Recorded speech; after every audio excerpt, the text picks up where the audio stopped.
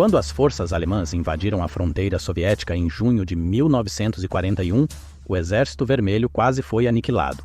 Mas, contra todas as probabilidades, eles não apenas repeliram a invasão alemã, como eventualmente tomaram Berlim, garantindo a vitória. Mas e se as coisas tivessem acontecido de maneira diferente? Os soviéticos haviam planejado secretamente sua própria ofensiva para o início de julho de 1941. Então, o que isso significaria para a Segunda Guerra Mundial se eles tivessem realmente invadido a Alemanha primeiro? Como as marés da Segunda Guerra Mundial teriam mudado?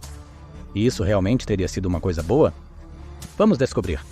Primeiro, é importante revisar os preparativos que a União Soviética fez e se a invasão planejada, codinome Operação Groza ou Tempestade, era realmente uma opção realista. Embora haja uma montanha de evidências sugerindo que os soviéticos estavam de fato planejando invadir a Europa Oriental primeiro, talvez uma das maiores questões que sobraram seja como sua zona de segurança foi desmantelada semanas antes do início da guerra. O pensamento da época era que os defensores deveriam ter algo chamado de zona de segurança ao longo de sua fronteira. Os parâmetros exatos do que formava uma zona de segurança são subjetivos, mas o conceito básico era ter em torno de 50 quilômetros de território a partir da fronteira desprovido de qualquer equipamento militar importante, como depósitos e armazéns, pequenas pontes, estradas mais frágeis e unidades móveis de infantaria leve. Atrás disso, deveria haver uma rede de defesa complexa de bunkers fortificados, postos de artilharia, linhas ferroviárias, estradas, pontes e outras infraestruturas necessárias para fornecer uma defesa robusta. Nos anos anteriores à Operação Barbarossa, a invasão alemã da União Soviética, os soviéticos estavam diligentemente construindo sua zona de segurança e rede de defesa, conhecida coloquialmente como Linha Stalin. Na linha de frente, a zona de segurança soviética foi deixada praticamente desprovida de qualquer coisa útil. Grandes campos minados foram instalados para destruir blindados inimigos e canalizar as tropas alemãs para emboscadas. Sapadores russos haviam preparado pontes para demolição. As tropas ferroviárias estavam prontas para destruir trilhos e material rodante. E os soviéticos criaram uma extensa rede de guerrilheiros profissionais, cuja função era assediar e atrasar o avanço alemão, com ataques de franco-atiradores, emboscadas e corte de comunicações e suprimentos. Os soviéticos passaram anos treinando um quadro dedicado de guerrilheiros que poderiam formar pequenos exércitos, se necessário. Eles enterraram uma vasta quantidade de armas, munições, alimentos, suprimentos médicos e equipamentos de comunicação para esse propósito. Quanto à linha Stalin, era uma impressionante matriz de metralhadoras, artilharia e posições de trincheiras apoiadas por milhares de tanques, aviões e tropas de reserva que poderiam ser rapidamente movidas para áreas de crise na frente. Então, com todas essas medidas defensivas, por que o Blitzkrieg alemão não foi detido na fronteira? Nos vários meses que antecederam a guerra, os soviéticos desmantelaram, na verdade, a maior parte de sua zona de segurança e da linha Stalin. Embora existam muitas teorias sobre por que isso foi feito, um dos melhores argumentos é que desmantelar todas essas medidas defensivas, algumas das quais levaram mais de 10 anos para serem construídas, ficariam no caminho de exércitos avançando. Se os soviéticos estavam planejando atacar, a zona de segurança estaria em suas retaguardas e seria desnecessária. Por fim, as armas e suprimentos que compunham essas redes defensivas seriam necessários em um ataque à Europa Oriental. Mas talvez a parte mais estranha seja o momento em que esses eventos ocorreram. De maio a setembro de 1939, o Exército Vermelho travou uma batalha decisiva contra os japoneses na Mongólia. Após a batalha, conhecida como Batalha de Khalkhin Gol, onde as forças soviéticas sob o futuro Marechal Zhukov conquistaram uma vitória impressionante na primeira batalha de armas combinadas da história, Stalin nomeou Zhukov para liderar seus esforços na fortificação da fronteira soviética. E o que ele fez não se prestava ao pensamento de medidas defensivas. Além disso, em novembro de 1939, os soviéticos invadiram a Finlândia no que ficou conhecido como Guerra de Inverno.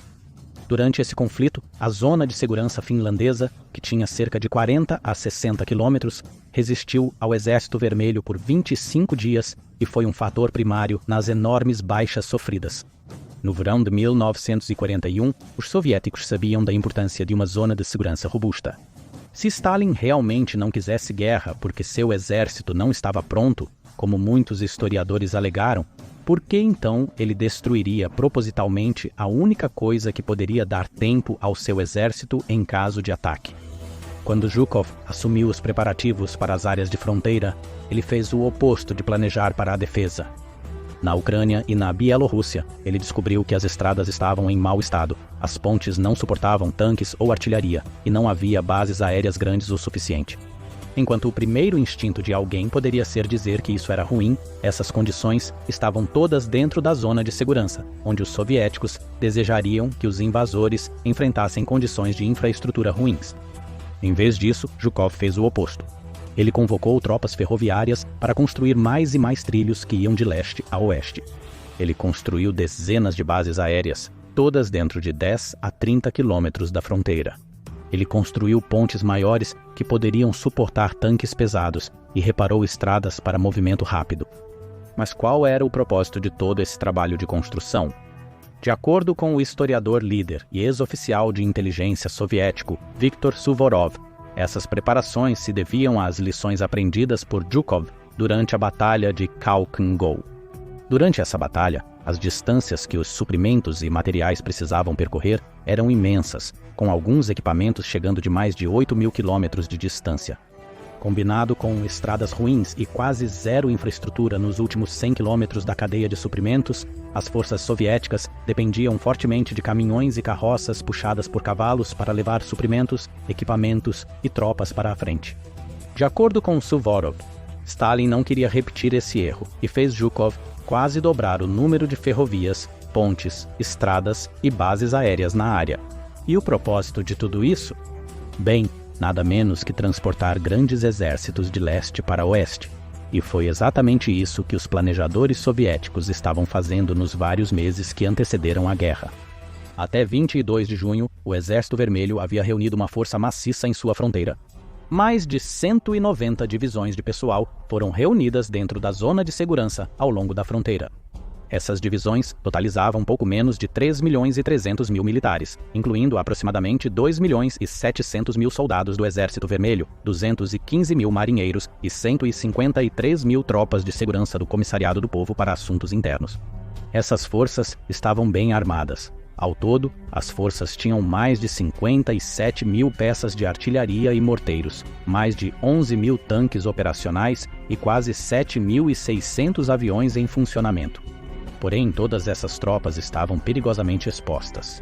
Em toda a frente, grandes pontes sobre rios como o Bug formavam barreiras naturais de defesa. Embora o Exército Vermelho anteriormente tivesse preparado essas pontes para demolição, esses explosivos foram removidos na véspera da batalha. Embora alguns historiadores sugiram que isso foi apenas uma medida de boa vontade entre Stalin e Hitler, pessoas como Suvorov sugerem que isso foi para garantir que as pontes estivessem seguras para a travessia durante um ataque. Isso, combinado com o grande número de pontes flutuantes, trilhos ferroviários e material rodante pré-posicionados perto de grandes pontes do lado soviético, indicava um ataque soviético iminente. Mas embora os generais soviéticos tenham afirmado após a guerra que a invasão planejada da Alemanha estava marcada para começar em 6 de julho de 1941, o que teria acontecido se a União Soviética tivesse atacado antes da Alemanha em 22 de junho? Com cerca de 2.800 quilômetros de extensão, a quantidade de território que os alemães teriam que defender e de onde os soviéticos poderiam atacar era enorme.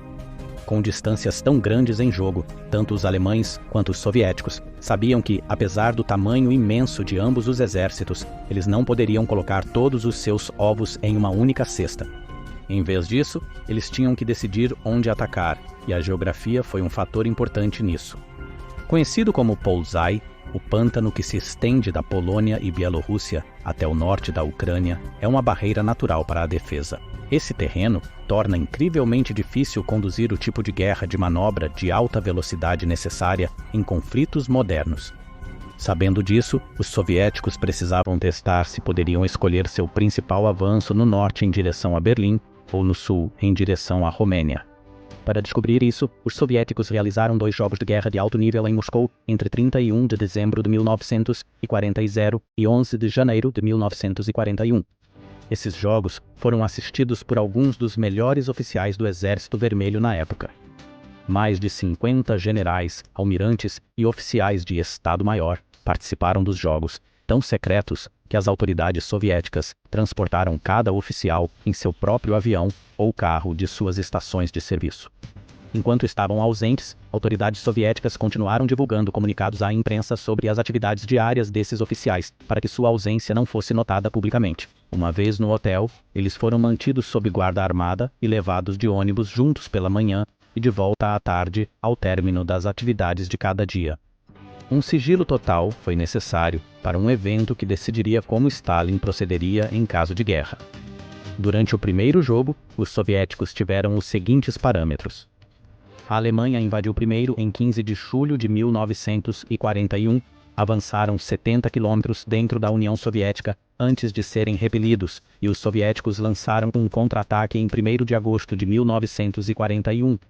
Embora não tenha sido acordado ou debatido como os soviéticos empurraram os alemães de volta à fronteira, o que importava era o contra-ataque. Durante o jogo, o agrupamento oriental de forças levou a uma vitória decisiva sobre os alemães, embora após baixas muito pesadas no norte. Durante o segundo jogo de guerra, os russos atacaram primeiro. Desta vez, o general Zhukov liderou as forças soviéticas e decidiu fazer o principal esforço no sul, em direção à Romênia.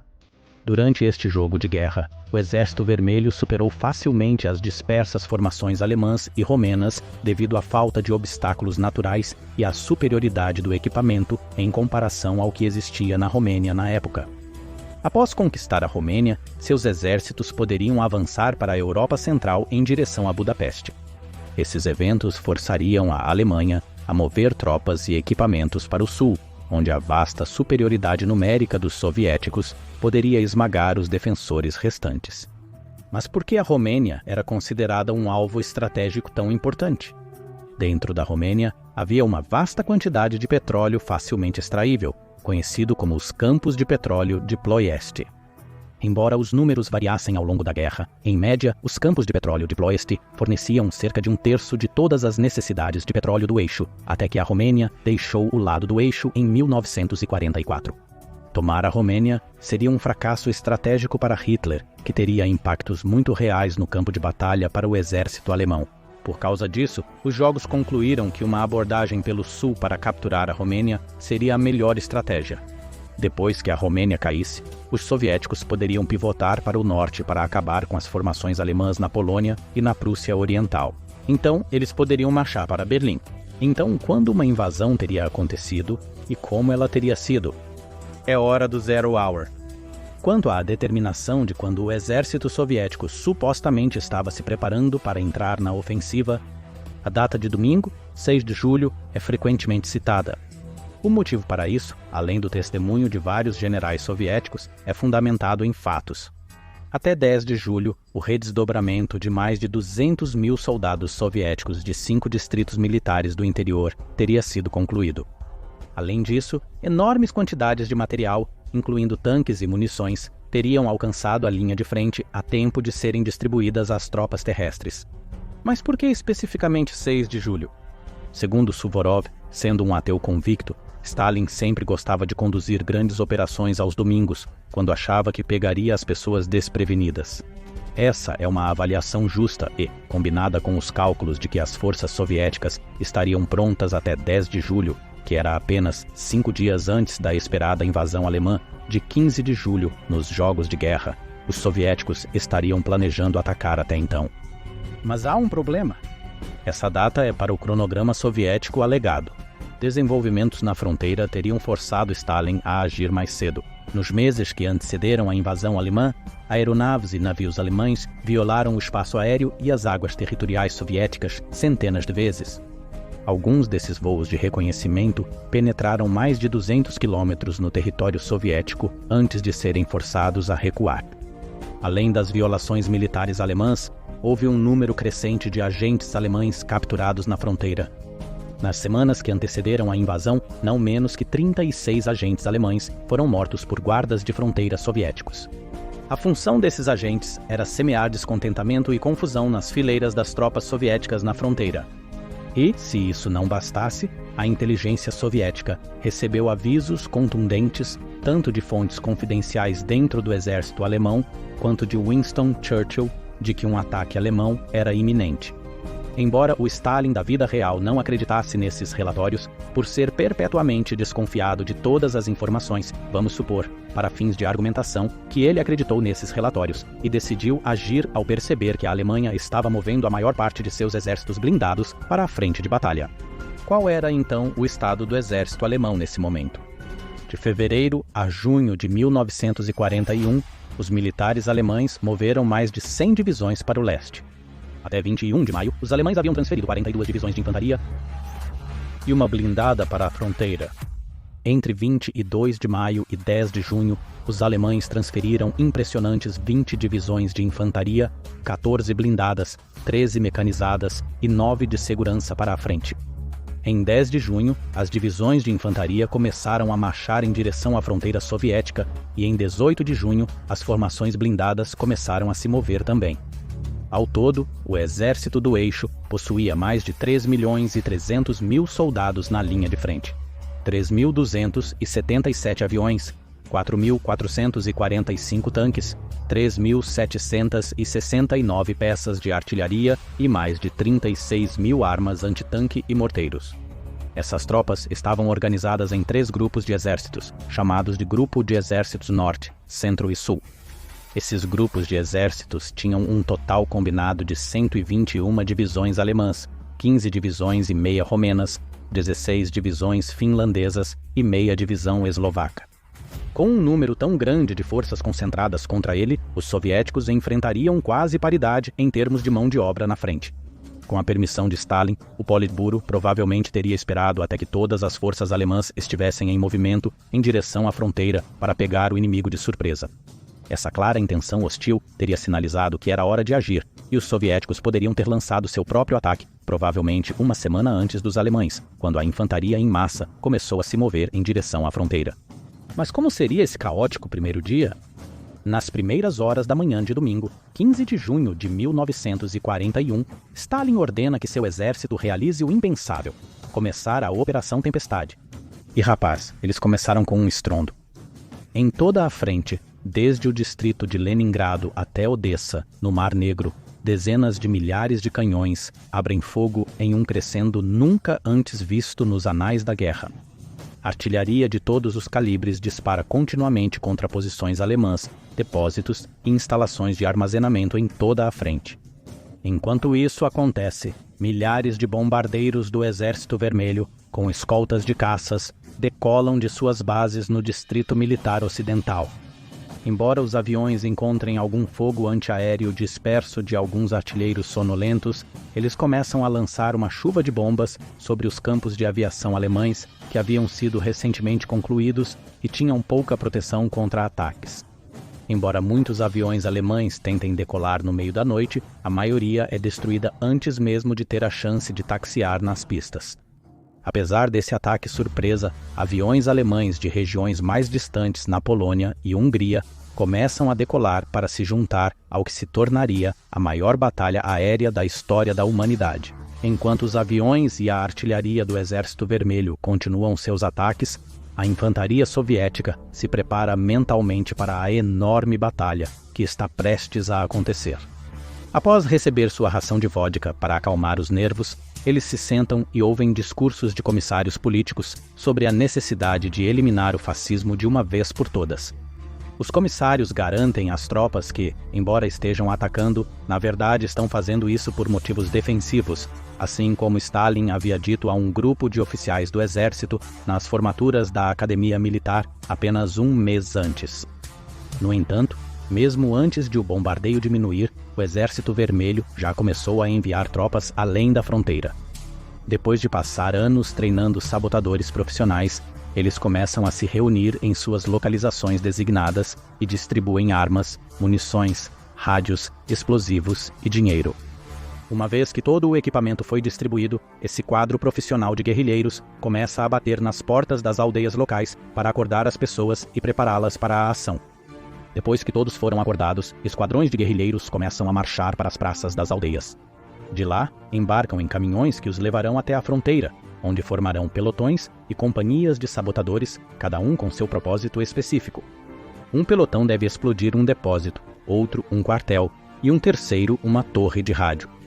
Por toda a frente leste, milhares de esquadrões de guerrilheiros começam a cruzar a fronteira para atacar alvos previamente designados. Mas essas não são as únicas tropas em movimento. As tropas aerotransportadas soviéticas também estão se preparando para a batalha. Nos preparativos para a guerra, os comandantes do Exército Vermelho fizeram um grande compromisso de treinar um grande número de paraquedistas e infantaria transportada por planadores. Como parte de um esforço para formar um exército de paraquedistas de 1 milhão de homens, os soviéticos ergueram torres de salto por toda a União Soviética. Para se qualificar para pular de um avião, os jovens precisavam demonstrar aptidão física, passar em vários testes de tiro e ter boas notas na escola. Só então poderiam ser autorizados a saltar de aeronaves militares soviéticas. E esses esforços de recrutamento funcionaram. Na primavera de 1941, os esforços de recrutamento do Exército Vermelho haviam treinado homens suficientes para formar 5 corpos aerotransportados, o que equivalia a 10 divisões de infantaria aerotransportada. Isso era mais que o dobro do que os alemães possuíam na época, considerando que a Luftwaffe tinha apenas 5 divisões, que haviam sido dizimadas em Creta no mês anterior e ainda não haviam sido reconstituídas. Além dos 5 corpos aerotransportados, o Exército Vermelho possuía centenas de planadores, com mais de 30 mil pilotos de planadores em treinamento em 1940. O Exército Vermelho imaginava exércitos em massa de infantaria transportada por planadores e encomendou 7.500 adicionais em 16 de junho. Esses 5 corpos aerotransportados estão se preparando para embarcar em suas aeronaves nas bases. À medida que essas tropas são preparadas para a batalha, verificam seus equipamentos e se preparam para realizar o que se tornaria o maior ataque aéreo da história da guerra. Com 3 corpos aerotransportados no norte, um enfrentando a Romênia e um quinto na Crimeia. O Exército Vermelho está prestes a lançar dezenas de milhares de paraquedistas. Mas essas não são as únicas unidades que partem nesta manhã. Em todos os portos do Mar Báltico e do Mar Negro, dezenas de submarinos soviéticos recebem ordens para zarpar. Suas ordens são simples e declaram apenas que devem conduzir uma guerra submarina irrestrita. Esses submarinos, que Stalin construiu em grande quantidade na última década, têm 2 missões principais. Primeiro, eles devem afundar qualquer embarcação militar ou mercante que possa ajudar no esforço de guerra alemão. Segundo, devem interromper quaisquer esforços dos alemães de conduzir um desembarque anfíbio no Báltico para manter as áreas de retaguarda soviéticas seguras. À medida que os submarinos se dirigem para a Alemanha, mais pessoas estão sendo mobilizadas por toda a União Soviética. Como o Stavka antecipa pesadas baixas, o segundo escalão estratégico está sendo totalmente mobilizado. O segundo escalão estratégico consiste principalmente de reservistas e recrutas, mobilizados para preencher lacunas do primeiro escalão estratégico à medida que cruzam a fronteira. No entanto, Stalin tinha um plano para mobilizar mais 5 milhões de homens no exército para garantir que ele mantivesse uma vantagem de mão de obra sobre os alemães e seus aliados. Isso porque a coalizão do eixo reuniu 75% de seus exércitos na fronteira soviética. Embora Stalin ainda tivesse vários milhões de homens em suas outras fronteiras, ele precisava de milhões mais para substituir baixas e manter o ímpeto do primeiro escalão estratégico. Com isso, homens soviéticos em toda a União Soviética são retirados da cama nesta manhã. Aqueles que os membros locais do Partido Comunista não conseguem acordar encontram tropas armadas do Comissariado do Povo para assuntos internos em seus locais de trabalho. Homens soviéticos não têm tempo para se despedir de suas famílias ou resolver seus assuntos pessoais. Eles são direcionados a assinar os registros de alistamento e conduzidos para as estações de trem locais em roupas civis até os depósitos de recrutamento do exército para serem equipados. Enquanto tudo isso acontece por todo o país, o bombardeio de artilharia, que durou várias horas, cessa. Com um silêncio assustador ao longo da frente, o Exército Vermelho inicia o ataque. Com um alto "Urrá!", grito de guerra e apitos de oficiais, vários milhões de homens se levantam como um só e começam a cruzar a fronteira. E como isso se desenrola em cada frente? À medida que o 9º Exército Soviético atravessa a fronteira romena, ele tem vantagem. Na véspera da batalha, os alemães e romenos reuniram 1.500.000 homens, 16.008 armas e morteiros, 1.144 tanques e 1.829 aviões. Essa força é confrontada pelo 9º Exército de Choque e o 18º Exército de Montanha, que possuem, juntos, 1.400.000 homens, 26.580 armas, 8.069 tanques e 4.696 aviões. A disparidade em tanques e a qualidade das tropas aqui serão cruciais na batalha que está por vir. Com uma vantagem de quase 7-1 em tanques, os soviéticos nesta região estão na verdade mais mecanizados do que seus inimigos alemães e romenos.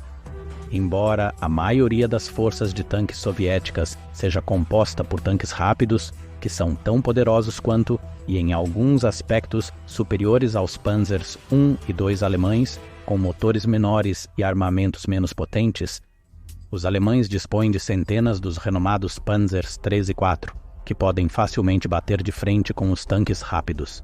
As batalhas resultantes são um massacre para os tanques rápidos que se encontram no lado errado de um Panzer IV. Mas os soviéticos tinham algo que os alemães não esperavam. Saídos diretamente da linha de produção e fabricados sob o mais estrito sigilo, os soviéticos desdobraram centenas de tanques médios 34 e tanques pesados KV-1 e KV-2. Contrariando a crença popular, a força de tanques soviética era capaz e muito maior do que os comandantes alemães haviam previsto. Na verdade, Hitler chegou a comentar mais tarde que, se soubesse que os soviéticos tinham tantos tanques, ele não teria invadido. À medida que esses tanques pesados entram em batalha, os tanquistas alemães ficam atônitos. Eles jamais esperaram enfrentar tanques tão imponentes, e estavam certos. Os soviéticos foram o primeiro país a desenvolver o conceito de tanque pesado. Os tanques KV-1 e KV-2 destroem dezenas de tanques e veículos blindados alemães. Eles resistem a disparos após disparos de Panzers IV, com suas munições de 75 mm simplesmente ricocheteando em sua blindagem. A única defesa que as tropas alemãs e romenas têm é preparar emboscadas cuidadosamente orquestradas que atingem esses tanques à queima-roupa com fogo de artilharia, mas não têm muitas oportunidades, já que estão sendo flanqueados. No norte, os Montes Cárpatos se estendem pela Romênia, Eslováquia, sul da Polônia e Europa Central. Nos últimos meses, os soviéticos moveram secretamente o 18º Exército de Montanha para esta posição. O 18º Exército de Montanha é a melhor unidade de guerra de montanha de todo o Exército Vermelho. Composto quase inteiramente por armênios, azeres, georgianos e chechenos das montanhas do Cáucaso, essas tropas passaram toda a vida vivendo e lutando nas montanhas. À medida que o 18º Exército de Montanha inicia seu ataque nos Cárpatos, ele elimina facilmente a leve resistência romena. Não esperando um ataque, os romenos haviam deixado poucas forças na região. Com seu flanco esquerdo exposto, o grupo de exércitos sul deve decidir se recua ou permanece onde está, correndo o risco de ser cercado. Orgulhosos demais para recuar, os alemães permanecem onde estão, esperando que suas tropas, ainda em deslocamento para a Operação Barbarossa, agora os aliviem. Mas os soviéticos têm outros planos. Na Crimeia, o 9º Corpo Especial de Fuzileiros embarcou em navios de transporte da frota do Mar Negro. Seu destino é o porto romeno de Constança. Este porto é vital para a exportação de petróleo romeno pelo Mar Negro. Capturá-lo ajudará a paralisar a capacidade da Romênia de exportar petróleo do país. À medida que a frota do Mar Negro avança em direção à costa romena, os 62 navios da flotilha naval do Danúbio causam estragos entre as posições alemãs e romenas, ameaçando cortar a linha de retirada das unidades próximas à fronteira. Navegando sob um intenso fogo de artilharia costeira e terrestre, os navios da flotilha do Danúbio destroem posições inimigas e desembarcam companhias de fuzileiros navais soviéticos em portos ao longo do Danúbio. A captura desses portos por trás das linhas inimigas confunde ainda mais o adversário sobre para onde ir ou o que fazer. E as coisas só pioram. No ar, o 3º Corpo Aerotransportado Soviético começa a cair de paraquedas na Romênia. Seu objetivo é capturar pontes e cidades ao longo do Danúbio para impedir que unidades ainda não totalmente desembarcadas dos trens ferroviários cheguem à linha de frente. Enquanto essas batalhas decisivas acontecem, outra batalha maior ocorre no ar. À medida que as tropas alemãs e romenas lutam para salvar suas vidas e evitar serem cercadas, milhares de aeronaves soviéticas cobrem o céu, bloqueando o sol. Os bombardeiros do 4º Corpo de Bombardeiros de Longo Alcance voam acima, ignorando grandes formações de tropas e outros alvos próximos à fronteira. Para onde eles estão indo? Os alemães logo descobrem. Assim como nos Jogos de Guerra de Janeiro, os bombardeiros se dirigem diretamente para os campos de petróleo de Ploiesti e suas refinarias. Mas essa missão não vai ser fácil. Os campos de petróleo de Ploiesti possuem uma das defesas aéreas mais densas de toda a Europa, com mais de 52 baterias antiaéreas, 15 estações de radar e mais de 10 esquadrões de aviões protegendo a área. Os campos de petróleo são, na verdade, a 4ª área mais protegida da Europa, atrás apenas de Berlim, Viena e do Vale do Ruhr. Embora os bombardeiros soviéticos sofram baixas horrendas, suas bombas atingem os alvos, com os campos de petróleo e as refinarias em chamas no final do primeiro dia. A produção de combustível alemã é reduzida em 1/3. E, para adicionar insulto à injúria, os aviões da 63ª Brigada Aérea da Marinha Soviética, baseados na Crimeia, continuam ataques terrestres que destroem todos os oleodutos que levam de Ploiesti a Constança, paralisando a produção de petróleo romeno, mesmo que as forças soviéticas recuem. No final do primeiro dia, as forças soviéticas avançaram dezenas de quilômetros na Romênia, cortaram rotas de fuga do eixo através dos Cárpatos, assumiram o controle do Danúbio, devastaram os campos de petróleo de Ploiesti e bloquearam reforços que poderiam alcançar tropas do eixo presas perto da fronteira.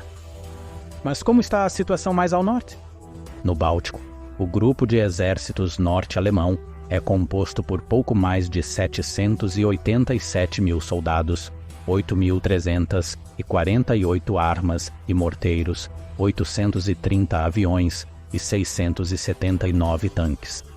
Já no grupo de exércitos centro, os alemães e seus aliados reuniram 1.450.000 homens, 15.161 armas e morteiros, 2.156 tanques e 1.712 aviões.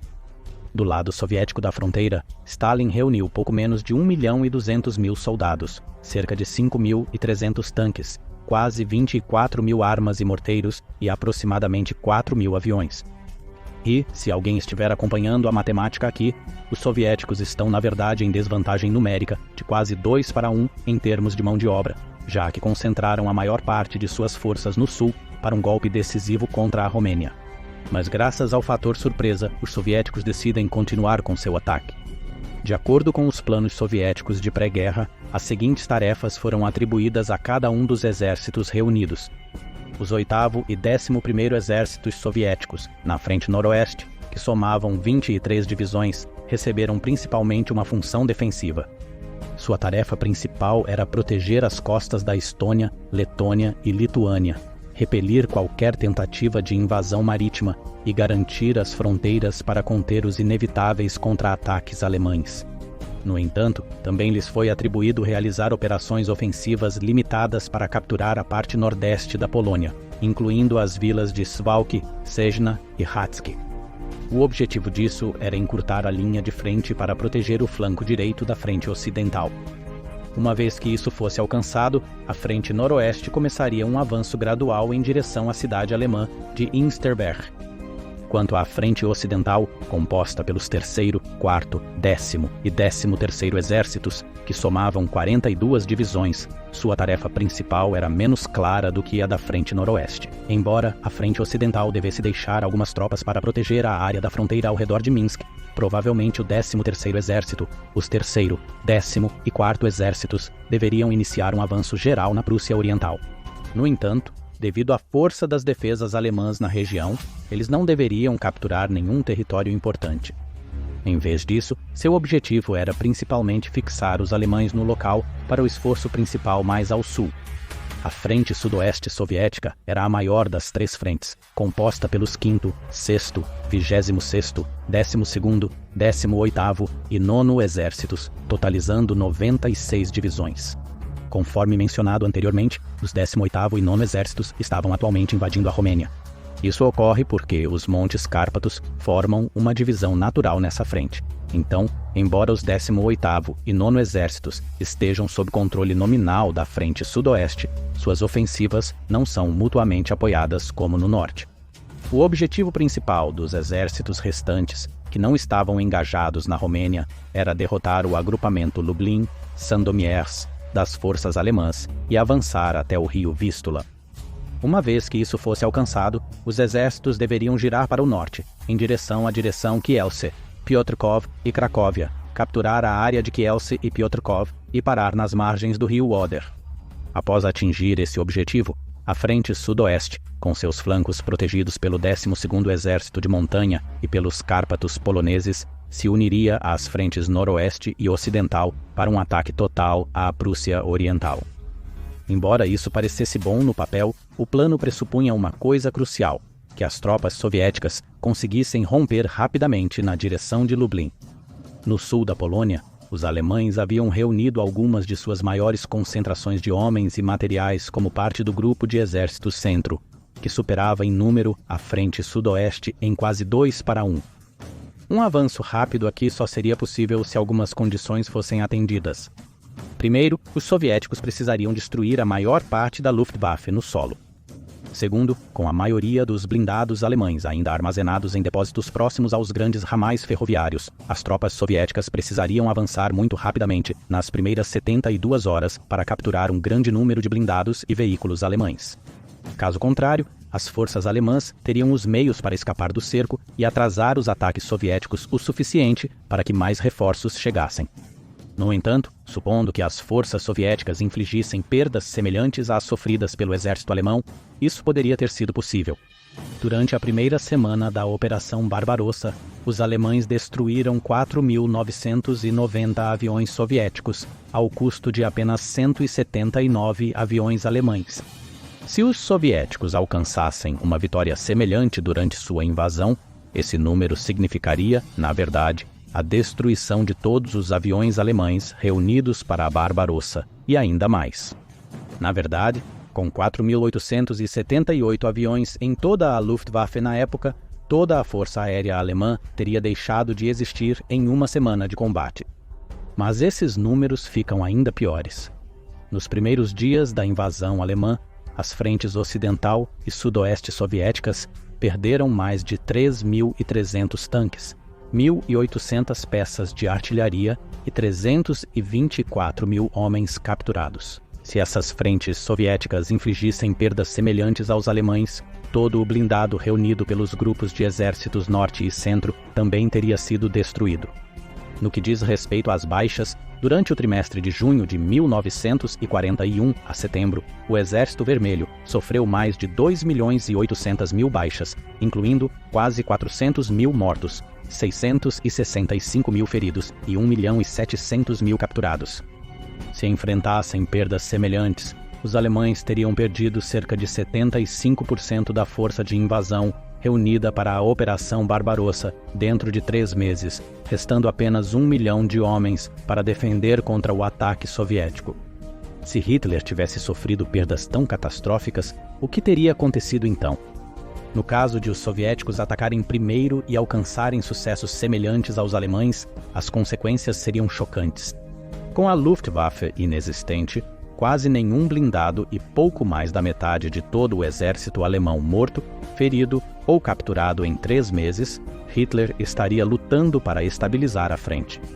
Inicialmente direcionando todos os territórios ocupados pela Alemanha a enviar todas as tropas disponíveis para a frente oriental e deixando forças auxiliares locais para manter os assuntos alemães sob controle. Além disso, Hitler exigiria que a Itália fornecesse a maior parte de seu exército de 1.630.000 homens para ser enviado ao leste, o que, na prática, significaria abandonar o norte da África, perder a Grécia, Albânia e Iugoslávia para serem governadas por tropas locais e deixar a Sicília vulnerável a ataques. Mussolini certamente protestaria contra isso, mas Hitler o forçaria a cumprir como parceiro sênior. Com milhões de tropas do eixo sendo retiradas de outras partes da Europa para conter o avanço soviético, os aliados ocidentais poderiam ter lançado suas operações ofensivas na Fortaleza Europa muito mais cedo. A Operação Husky, a invasão da Sicília, poderia ter ocorrido já em 1941 e o dia D poderia ter acontecido em 1942. No que diz respeito ao estado da Frente Oriental, Hitler certamente teria sido capaz de desacelerar o avanço soviético, ao menos lançando milhões de tropas alemãs, italianas, húngaras, romenas e finlandesas remanescentes para lidar com o problema. No entanto, sem força aérea e com blindados limitados, os alemães se encontrariam na mesma situação de 1944 a 1945, vários anos antes. Assim, embora os alemães certamente estivessem em desvantagem, ainda poderiam oferecer uma boa luta, mas isso não duraria muito. Com a perda da Romênia em 1941, em vez de 1944, a economia alemã não estaria preparada para a perda de 30% de seu petróleo. À medida que tanto a indústria alemã quanto os militares parassem completamente, a Wehrmacht abandonaria suas táticas de blitzkrieg em favor de uma guerra estática. Mas tudo isso dependeria de manter seus aliados pelo maior tempo que conseguirem. Na vida real, a Itália saiu da guerra em 1943, a Finlândia em 1944 e a Bulgária em 1944. É bastante possível que, com tal reviravolta de eventos na Frente Oriental, todos os aliados de Hitler pudessem tê-lo abandonado muito antes. Se este fosse o caso, as forças soviéticas poderiam ter chegado lá 3 anos antes, na primavera de 1942, em vez de invadir o Reichstag em abril de 1945, já que levaram 3 anos para empurrar a Alemanha de volta à fronteira soviética de 1941. Com a guerra potencialmente terminando em 1942, dezenas de milhões de vidas poderiam ter sido salvas, já que os campos de concentração ainda não haviam sido estabelecidos, Stalingrado nunca teria sido combatida e tantos outros eventos simplesmente nunca teriam ocorrido. Mas, infelizmente, os alemães atacaram primeiro, então a Operação Groza e tudo o que ela poderia ter feito pelo mundo jamais serão conhecidos. Agora dá só uma olhada nisso. E se Hitler nunca tivesse invadido a Rússia, ou pode ser esse outro vídeo ao invés disso,